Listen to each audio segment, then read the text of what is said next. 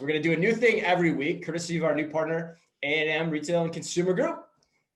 They're going to give us a surprise topic. They're going to put us on the spot with one of the headlines that they've picked. And this week, the headline that they've picked is that Lululemon has hired a new head merchant from Nike. According to Retail Dive, Bianca Gonzalez will join Lululemon from Nike, where she spent nearly 20 years, mostly in merchandising and just general management roles. At Lululemon, she will lead global merchandising strategy for both the men's and women's product categories. All right, so the question from A&M to you guys. Should Lululemon, which traditionally has been a women's first brand, hire a merchant from what has traditionally been a men's first brand to drive success? Keep in mind, Nike considerably overshares in men's products. Or does that question even matter? Is it irrelevant because it says more about the changing athletic apparel landscape, in that it's no longer simply about growing a men's or women's business. It's more about the battlefield around membership services and brand buildings, especially as Lululemon looks to the next year post its acquisition of Mirror. And why don't you start? I know you have a lot of feelings on this subject. Lululemon is quite possibly your favorite retailer out there. Yes, Lululemon is going to be high on my list of companies to be watching for the next year.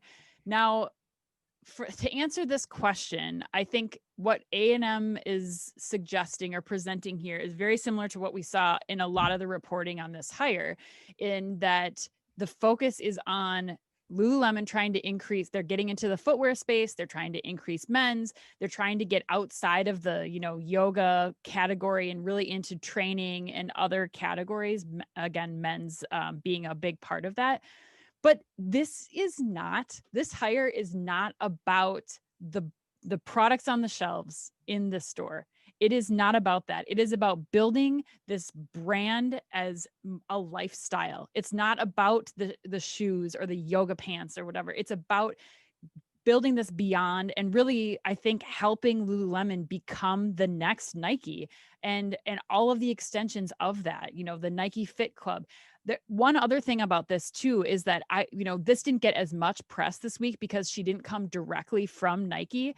But last week, Lululemon also hired their very first chief brand officer, Nikki Neuberger, and she was formerly of Uber Eats. She came directly from Uber Eats, but prior to that, she was in charge of Nike Run Club.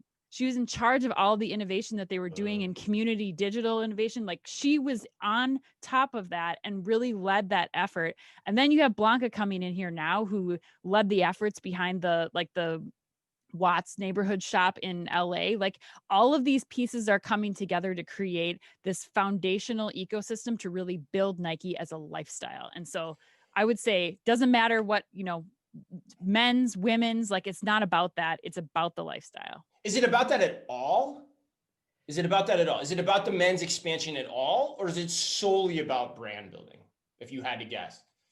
Well, I guess I'd say a little bit of both. I'm sure it helps that she's got experience for the men's category. Like, Lululemon's been trying to build men's for the last, 3+ years. But I think that all of that comes once you start to create this lifestyle brand. And yeah, that's an interesting question too, because I know even, as we've been talking in the past too, like, Nike might overshare in men's, but women's it's still a very reputable brand, for the women that are shopping there. Like it's still a great product in both respects. So I think the question there to me also becomes, does Lululemon have a right to win in the men's space to a similar degree that Nike has had the ability to win in the women's space with its brand, even though it still overshares?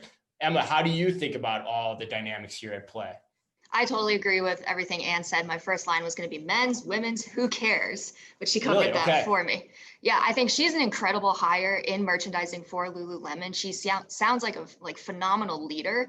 So I think it doesn't really come down to, like you said, the products on the shelves. I think she's going to be able to help really drive the lifestyle of the Lululemon brand the way that Nike is. Yeah, I mean, you guys know I'm all in on this too. I mean, I think when they did the Mirror acquisition, what was that, like towards the spring, summer of this past year? And I think I went on record right then and said, this is the move to become like Nike. And I think in 2019, I named them Retailer of the Year and said the same thing. So yeah, for me, this is all about the lifestyle brand. And then I also think, like, For sure they have the right to win in the men's category. And if they can get that expertise, 100% that makes sense. I mean, the one thing I've noticed as I've gotten older, and I think this trend is starting to happen too, is that sports just aren't as important anymore. There's just so many more things you can do with your time. And so to think Nike's going to have that hold on kind of everything in and around that in terms of how we dress, what we wear, what we do, I think it's ripe for the taking to some degree. But Anne, last word. I was just going to say one other kind of outlying thing that I'm curious to watch, having two former Nike executives join your team, is what Lululemon starts to explore with resale. Because Nike has been in the resale market for quite a long time. Lululemon doesn't have a resale, any resale component to their business yet either. And so I'm curious, when they start to bring in this Nike community, they start to bring in more digital tools, will Lululemon start to try to own or take share of the resale capability that they have? I mean, it's one of the best, easiest selling things when you look at the secondary markets like Poshmark and thing. I mean, you could say Lululemon anything and you're getting at least half price for what you paid for those products. So I think that could be an interesting thing as you look at sneakers and resale and going into this market. You're allowing the resale by way of the brand and the cachet, right? Like that premium kind of positioning that they have with the sneaker drops and things like that. You're right. Lululemon could probably do something cool like that, like the ultra plush or, something really snazzy.